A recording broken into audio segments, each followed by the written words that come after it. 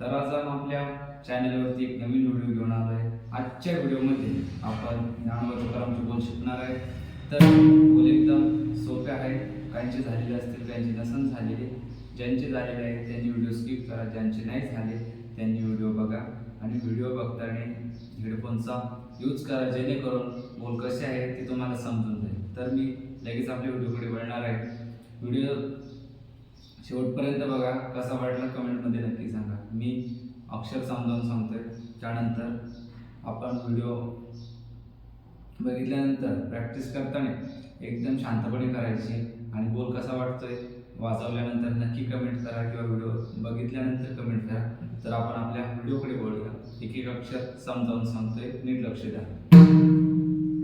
पहिलं अक्षर आहे धिन धा। आता एक एक अक्षर सांगतोय, एक एक टप्पा घेतोय बोलाचा। अक्षर आहे धिन धा, त्यानंतर ग धा ग। धिन धा अगोदर धिन धा वाजून दाखवतोय, धिन धा। धिन धिन कसं वाजवायचंय तर पहिल्या बोटाने शेवट मोकळं वाजवायचं आणि इकडे दोमाकडे वरती वाजवायचं, धिन। त्यानंतर धा धा सगळ्यांना माहितीच आहे, धिन धा। त्यानंतर ग धा ग, ग धा ग, धिन धा ग धा ग। हा झाला अर्धा बोल। त्यानंतर पुढे धिन ता ग ता ग।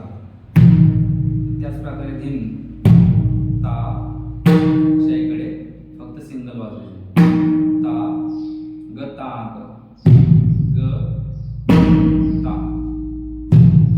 आता शेवटचा ग नॉर्मली वाजवायचा आहे, असं या प्रकारचे वाजवलं त्याचं आहे ग ता ग। धिन धा ग धा ग, धिन ता ग ता ग।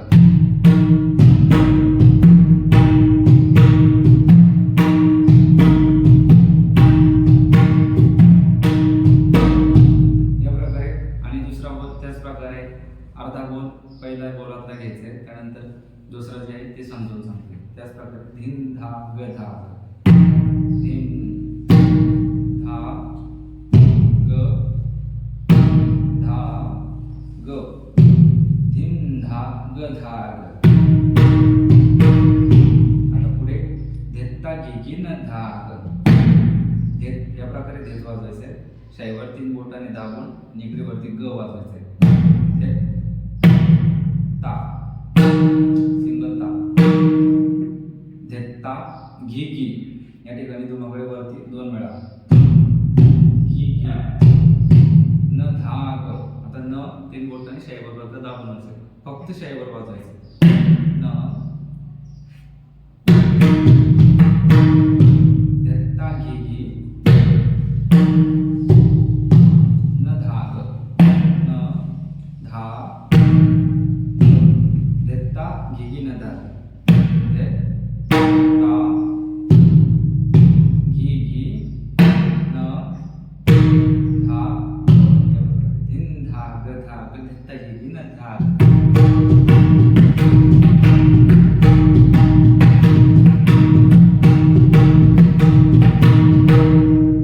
कोणत्याही प्रकारे ज्ञानोबा तुकाराम म्हटलं, कोणत्याही चालीत म्हटलं, कोणत्याही प्रकारे म्हणून हेच बोल वाजवायचे। बोल कसे वाटले कमेंटमध्ये नक्की सांगा आणि नवीन असाल तर चॅनलला सबस्क्राईब करा आणि व्हिडिओला लाईक करा। रामकृष्ण।